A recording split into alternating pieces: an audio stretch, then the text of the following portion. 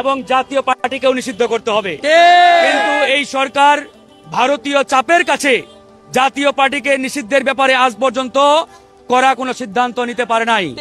তাই আমরা আজকে দেখেছি, যখন আমরা আওয়ামী দোসর এবং জাতীয় পার্টি নিষিদ্ধের দাবিতে আজকে পল্টন এলাকায় বিক্ষোভ মিছিল করেছি, সেই বিক্ষোভে পিছন থেকে জাতীয় পার্টির ব্যানারে জাতীয় পার্টি এবং তাদের সহযোগী আওয়ামী লীগের সন্ত্রাসীরা আমাদের নেতাকর্মীদের উপরে অতর্কিত হামলা চালিয়েছে।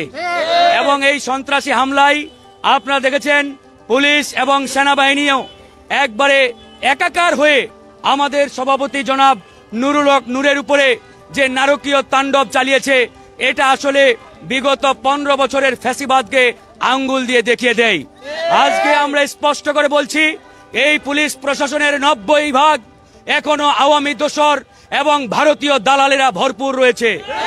এই ভারতীয় দালাল, এই ভারতীয় দাসরদের রেখে আগামীর বাংলাদেশকে আমরা কোনোভাবেই চিন্তা করতে পারি না।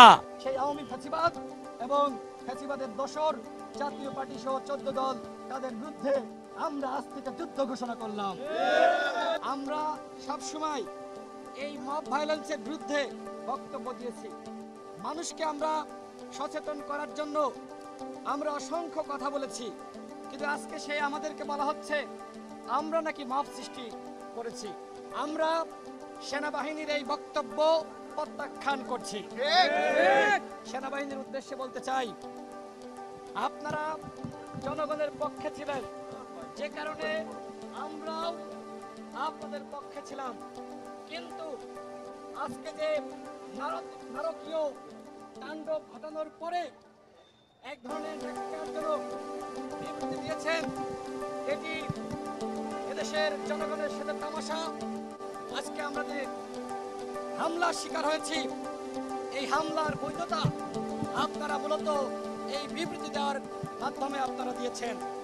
মূলত এই বিবৃতি দিয়ে আপনারা আওয়ামী লীগের দোসর জাতীয় পার্টির পক্ষে অবস্থান করছেন, তাদের পক্ষে অবস্থান নিয়েছেন। আমি সেনাপ্রধানের উদ্দেশ্যে বলতে চাই, এই ঘটনায় অবশ্যই আপনাকে দায় নিতে হবে। আগামী কালকের মধ্যে এই সরকার ক্ষমতায় থাকবে কি থাকবে না, তার সিদ্ধান্ত বাংলাদেশের জনগণ নিবে। জুলাইয়ের শক্তিরা যদি আজকে প্রকাশ্য দিবালোকে তাদেরকে এরকম পেটানো যায়, তাহলে আওয়ামী লীগ ক্ষমতায় নাই, এটা আপনাকে কে বললো? জুলাই আসলে তো আমরা হারাই ফেলছি, আমাদের কাছে তো জুলাই নাই। এর সর্বশেষ নিকৃষ্ট প্রমাণ আজকে রাতে আমরা যেটা দেখলাম, মানে আসলে বলবারই ভাষা নাই। যে নুরুল হক নূর তো মানে যে কেউ না, মানে এর মানে যে কাউকেই এভাবে পেটানো যাবে এইটা কোনো কথা না।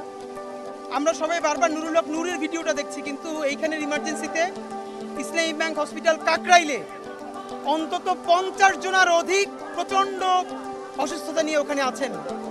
নির্বাচনের ট্রেন ছেড়ে দেওয়ার মধ্যে ঢাকায় প্রকাশ্য দিবালোকে মিডিয়ার সামনে একটা রাজনৈতিক দলের প্রধানকে এভাবে পেটানোই শুধু যায় না, একটা হলো on the spot of the movement আপনি সিচুয়েশন কন্ট্রোল করবার জন্য ধস্তাধস্তি করেছেন, আর একটা হলো কতটা ক্ষোভ, কতটা আক্রোশ থাকলে লাঠি দিয়ে খুঁচিয়ে খুঁচিয়ে মারা যায়। আছেন হয়তো অনেকে প্রচন্ড অসুস্থতা নিয়ে আছেন। আমরা মনে করি আমাদের সবার রাজনৈতিক মতানৈক্য আছে, আমাদের অনেক ঝগড়াঝাটি আছে, কিন্তু বাংলাদেশের স্বাধীনতার সার্বভৌমত্বের প্রশ্নে আমরা পুরো বাংলাদেশ আওয়ামী ফ্যাসিবাদের বিরুদ্ধে ঐক্যবদ্ধ।